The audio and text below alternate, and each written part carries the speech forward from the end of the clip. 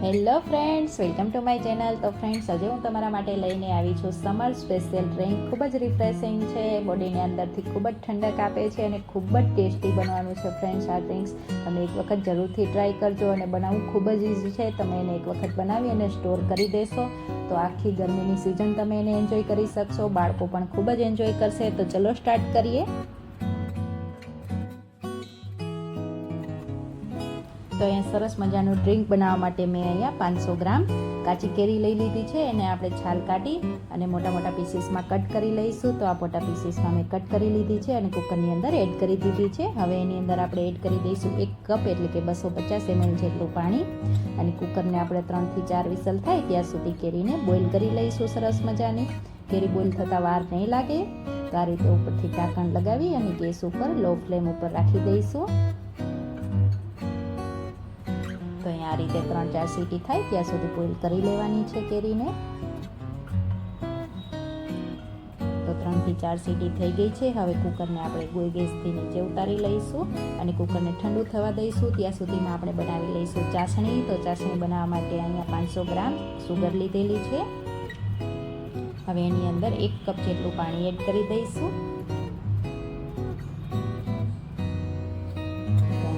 એટલે કે 250 ml જેટલું મેં પાણી એડ કરી દીધું છે. હવે આ રીતે ચલાવી દઈશું. ખાંડ ફટાફટ ઓગળી જાય.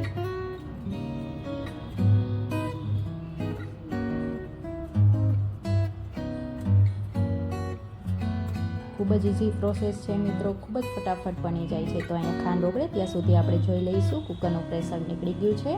તો અહીંયા કેરી આપણી સરસ મજાની બોઇલ થઈ ગઈ છે, તમે જોઈ શકો છો.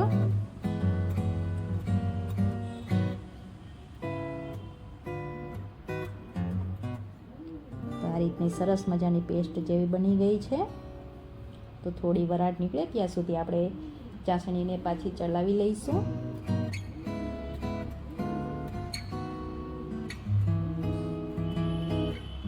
તો અહીંયા તમે જોઈ શકો છો ખાંડ સરસ રીતે ઓગળી ગઈ છે.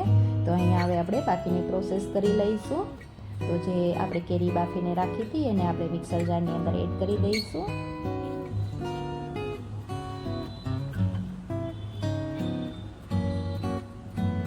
આપણે પેસ્ટ બનાવી લેવાની છે સરસ મજાની. તો અહીંયા પેસ્ટ બનાવી લીધી છે, તમે જોઈ શકો છો. તો આ રીતે એકદમ સ્મૂથ પેસ્ટ બનીને તૈયાર થઈ છે. હવે એની અંદર આપણે થોડા ફુદીનાના પત્તા એડ કરી દઈશું. તો મેં અહીંયા 1 બંચ ફુદીનો લીધો હતો, જેને મેં સરસ મજાનો ધોઈ અને સાફ કરી લીધો હતો. હવે એને એડ કરી દીધો છે મિક્સર જારની અંદર કેરીની સાથે જ. તો એને પણ આપણે ક્રશ કરી લઈશું.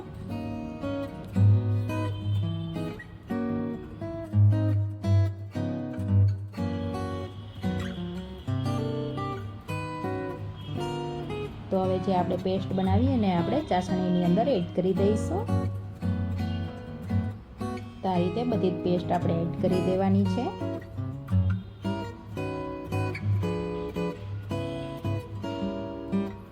હવે ચાસણી સાથે એને સરસ રીતે મિક્સ કરી લઈશું આ રીતે. તો આ રીતે ફુદીનો એડ કરવાથી આ શરબતનો સ્વાદ છે ખૂબ જ ટેસ્ટી લાગે છે અને ફુદીનો આપણા શરીરને ખૂબ જ ઠંડક પણ આપે છે.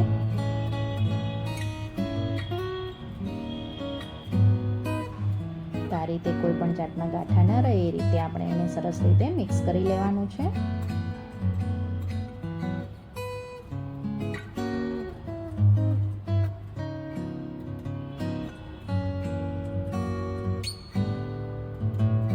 આ ડ્રિંક છે બાળકોને ખૂબ જ ટેસ્ટી લાગે છે. ફ્રેન્ડ્સ, તમે એક વખત બનાવી અને જરૂરથી પીવડાવજો.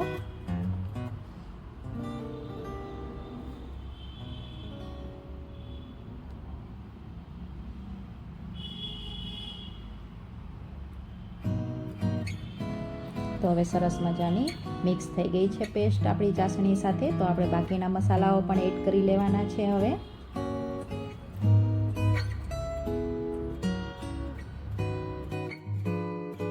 તો અહીંયા સૌથી પહેલાં તો મેં 1 ટેબલસ્પૂન સંચળ લઈ લીધું છે, એને એડ કરી દઈશું. અને 1 ટીસ્પૂન જેટલું મેં અહીંયા સાદું નમક લીધેલું છે, એને પણ એડ કરી દીધો છે. અને 1 ટેબલસ્પૂન શેકેલ જીરાનો પાવડર કરીને લઈ લીધો છે. અને 1 ટીસ્પૂન જેટલું બ્લેક પેપર પાવડર એટલે કે મરીનો પાવડર લઈ લીધો છે. તો આ બધા મસાલાઓ એડ કરી દઈશું. આ બધા મસાલાઓ એડ કરવા ખૂબ જ જરૂરી છે, જેનાથી શરબતનો ટેસ્ટ ખૂબ જ વધી જશે. બધા મસાલાઓ સરખી રીતે મિક્સ કરી લઈશું. અને અહીંયા આપણી ચાસણી પણ સરસ રીતે બની ગઈ છે, તમે જોઈ શકો છો.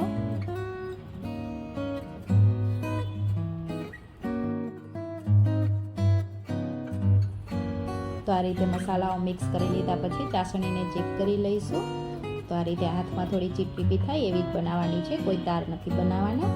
તો અહીંયા આપણે હવે ગેસની ફ્લેમને ઓફ કરી દઈશું. તો અહીં ગેસની ફ્લેમને મેં ઓફ કરી દીધી છે. હવે એની અંદર આપણે એડ કરીશું 2 ટેબલ સ્પૂન જેટલો લીંબુનો રસ.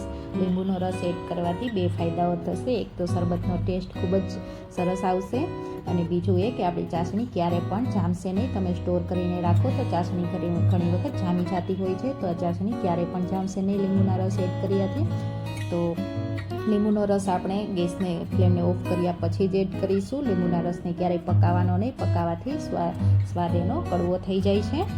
તો હવે અહીંયા આપણું શરબત બનીને તૈયાર છે. તો આપણે એને ગ્લાસની અંદર બનાવીને હું તમને એક વખત બતાવું છું. તો આ રીતે 2 ગ્લાસ લીધા છે મેં. એની અંદર આપણે 2 થી 3 ચમચી જેટલું જે સિરપ બનાવ્યું એને એડ કરી દઈશું.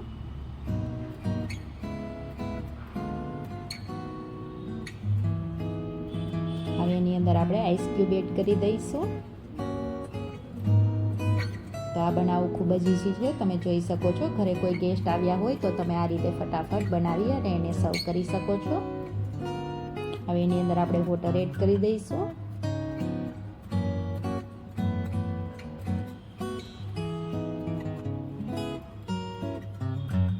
તો આ રીતે ઠંડુ વોટર એડ કરી દીધું છે મેં. હવે આ રીતે ચમચીથી થોડું મિક્સ કરી લઈશું.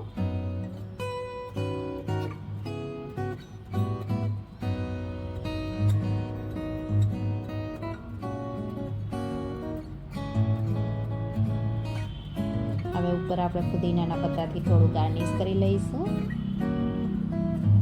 તો ફ્રેન્ડ્સ, અહીંયા સરસ મજાનું ઠંડુ શરબત બનીને તૈયાર છે. તો આ રીતે તમે બનાવી અને ફ્રીજની અંદર અથવા તો બહાર પણ સ્ટોર કરી શકો છો. તો ફ્રેન્ડ્સ, તમને જો આ રેસીપી સારી લાગી હોય તો વિડીયોને લાઇક કરજો, શેર કરજો અને ચેનલને સબસ્ક્રાઈબ કરવાનું બિલકુલ ના ભૂલતા. Thank you, by.